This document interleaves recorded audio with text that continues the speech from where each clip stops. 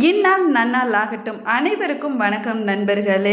கடகராசிக்காரர்களுக்கு வருகிற காலகட்டம் என்ன மாதிரியான பலன்களை கொடுக்க போகிறது? சாதகமான பலன்களை கொடுக்க போகுதா, பாதகமான பலன்களை கொடுக்க போகுதா என்பதை பற்றி இந்த பதிவில் பார்க்கலாம் வாங்க.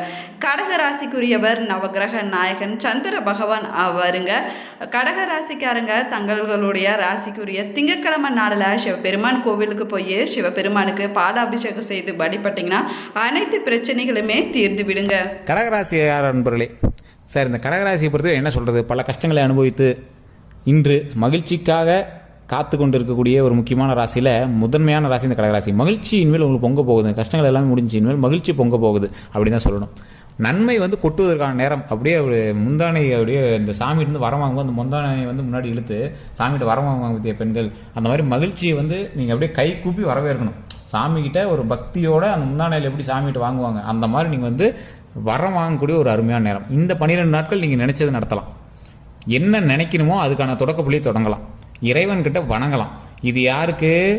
இந்த கடகராசியில் கிரகங்கள் சரியாக இருக்கக்கூடிய முக்கியமான நபர்களுக்கு. அதை நீங்கள் தனிப்படையாக பார்த்து தெரிஞ்சுக்கணும் அப்படின்னா நீங்கள் தனிப்படையான ஜோதிடம் பார்த்துக்கணும். கீழே ஃபோன் நம்பர் கொடுத்துருக்கேன். அதை நீங்கள் தெளிவாக உங்களுடைய தனிப்படையான ஜோதிடத்தை பார்த்துட்டு நீங்கள் சொல்லுங்கள். ஏன்னா இந்த வீடியோ ஃபுல்லாக பார்த்துட்டு சார் என்ன நீங்கள் இப்படி சொல்கிறீங்க, கடகராசியில் ஒருத்தலாம் நல்லா தான் இருக்கிறான், ஒருத்தனுக்கு மட்டும் இப்படி இருக்குது ஏன் அப்படின்னு கேட்டிங்கன்னா, அவனுக்கு தசாபுத்தி வேறு சார், லக்கினம் வேறு சார், நட்சத்திரம் வேறு சார், அதனால தான் அவன் அப்படி இருக்கிறான், நீங்கள் அப்படி இருக்கீங்க. அதை ஏன் நீங்கள் தெரிஞ்சுக்கணும்? உங்களுக்கு இப்போ என்ன நடக்குது, உங்களுக்கு அடுத்து எப்போ நல்லது நடக்கும் அப்படிங்கிறது தனிப்படையான ஜோதிடம் பார்த்தா தானே தெரியும். நம்ம வெறும் ராசி பலனை பார்த்தே எப்படி சொல்கிறது. ஆனால் இப்போ நான் சொல்லக்கூடிய விஷயங்கள் கடகராசியில் இப்போ நடந்துட்டு இருக்குது. உங்களுக்கு நடக்கலை அப்படின்னா தனிப்படையான ஜோதிடம் பார்த்துக்கோங்க. அதாவது வரங்களில் அதிகமான வரன் கிடைக்கக்கூடிய ஒரு முக்கியமான நாள்னு சொல்லிட்டேன். கீழே டிஸ்கிரிப்ஷன் நம்பர் கொடுத்துருங்க, ஃபோன் பண்ணி தெரிஞ்சுக்கோங்க. மேலே ஃபேஸ்புக்கில் ஸ்க்ரீன்லேயே ஓடிட்டு இருக்கும், பார்த்து தெரிஞ்சுக்கலாம். யூடியூப்பில் பார்த்துருக்கோங்க, டிஸ்கிரிப்ஷனில் பார்த்து தெரிஞ்சுக்கோங்க. இந்த வரம் அதிகமாக கிடைக்குது அப்படின்னா மிகப்பெரிய நன்மை பெறுவதற்கான ஒரு காலகட்டம். சரி, எல்லாத்துக்குமே ஒரு கடவுள் வச்சு ஒரு செஞ்சுட்டு கொஞ்சம் நன்மை கொடுப்பாரு பார்த்தீங்களா, அதுக்கு மேலே ஃப்ரீயாக விட்டு அப்பா இதுக்கு மேலேயாவது நல்லாடுறா அப்படின்னு விடுவாங்க பார்த்தீங்களா, அந்த மாதிரி ஒரு காலகட்டம் இப்போ நீங்கள் இருக்கிற ஸ்டேஜ் கண்டிப்பாக ஒருத்தருக்காக கடன் கொடுத்துருப்பீங்க.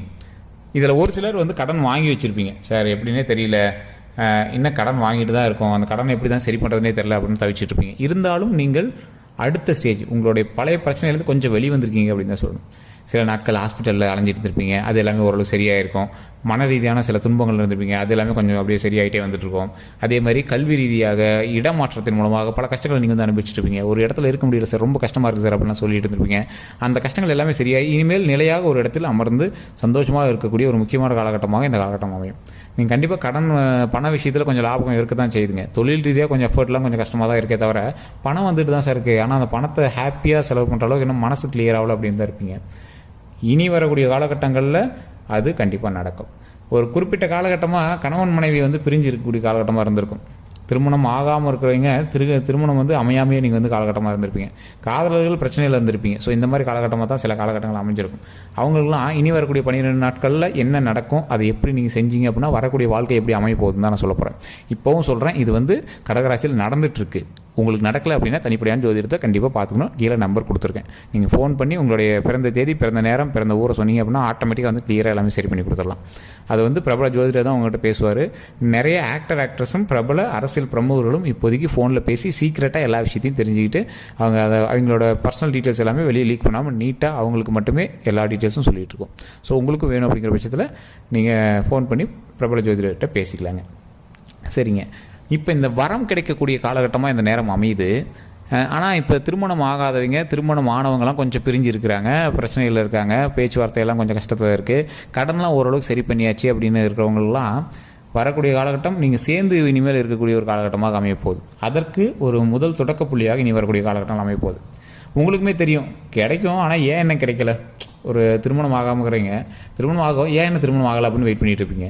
குழந்தைக்காக வெயிட் பண்ணிட்டு குழந்தை வரம் கிடைக்கும், ஏன் என்ன கிடைக்கல அப்படின்னு வெயிட் பண்ணிகிட்டு இருப்பீங்க. அதே மாதிரி இன்னொரு விஷயம் என்ன அப்படின்னா, திருமணம் ஆகி பிரிஞ்சிருக்கிறவங்க, கல்யாணம் ஆகி பிரிஞ்சிருக்கிறவங்க, அப்படி இல்லைன்னா சின்ன சண்டை சச்சரவுனால் பிரிஞ்சிருக்கிறவங்க, அப்படின்னா ஏதோ ஒரு விஷயத்தினால் பிரிஞ்சிருக்கிறவங்க இனிமேல் சேர்ந்து இருக்கக்கூடிய ஒரு காலகட்டமாக அமையுதுங்க. அதே மாதிரி தொழில் ரீதியான விஷயங்கள்லையும் சின்ன சின்ன வம்பு வழக்கெல்லாம் கொஞ்சம் பார்த்து பக்குவமாக இருக்கக்கூடிய ஒரு நேரமாகவும் இந்த நேரம் அமையுதுங்க.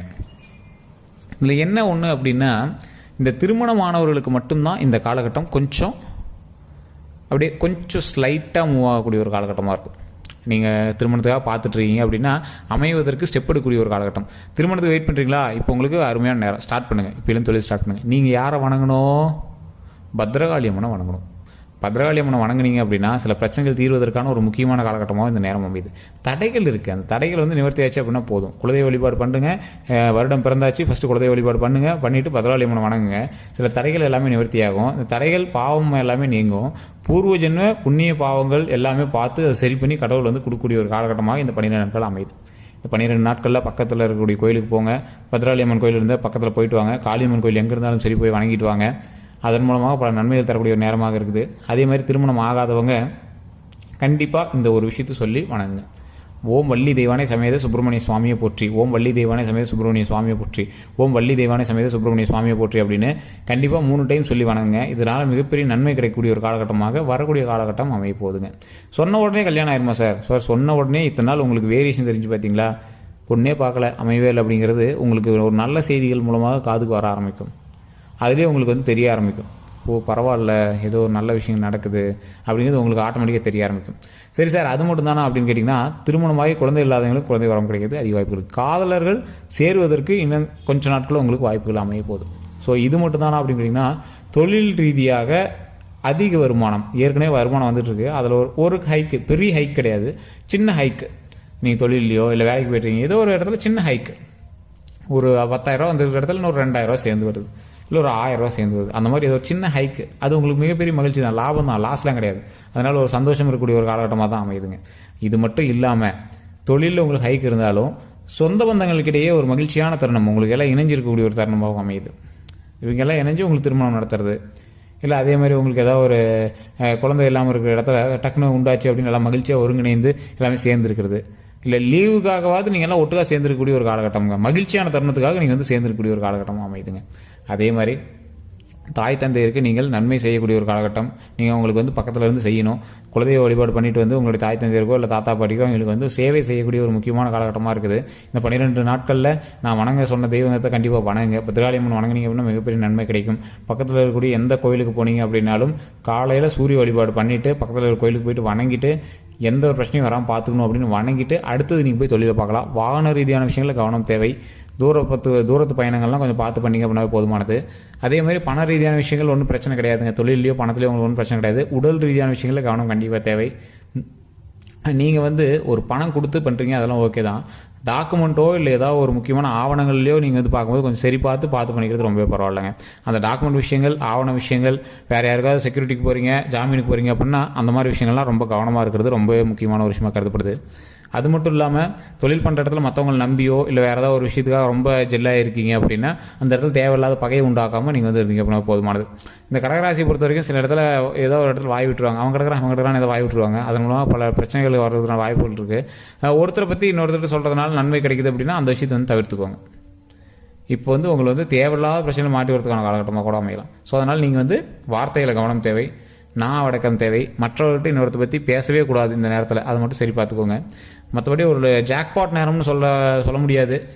இருந்தாலும் இந்த திருமணம் ஆனவங்க, திருமணம் ஆகாமல் இருக்கிறவங்களுக்கு கொஞ்சம் நன்மை தரக்கூடிய காலகட்டம். பிரிஞ்சிருக்கீங்க அப்படின்னா கொஞ்சம் சேர்றதுக்கான ஃபஸ்ட்டு ஸ்டெப் எடுக்க வைக்கக்கூடிய காலகட்டம். இந்த 12 நாட்களே சேர்ந்துவீங்களா அப்படின்னு கேட்டால் முடியாதுங்க.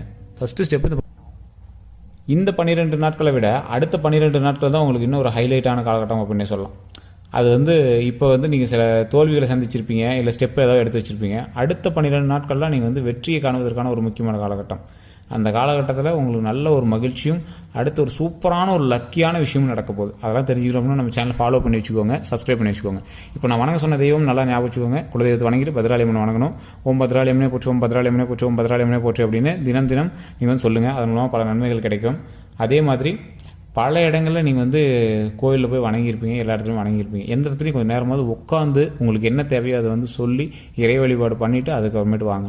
ஏன்னா மிகப்பெரிய நன்மை தருவதற்கு முக்கியமான ஒரு விஷயம் என்ன அப்படின்னா, கோயிலுக்கு போனீங்க அப்படின்னா வணங்கிட்டு வரணும்.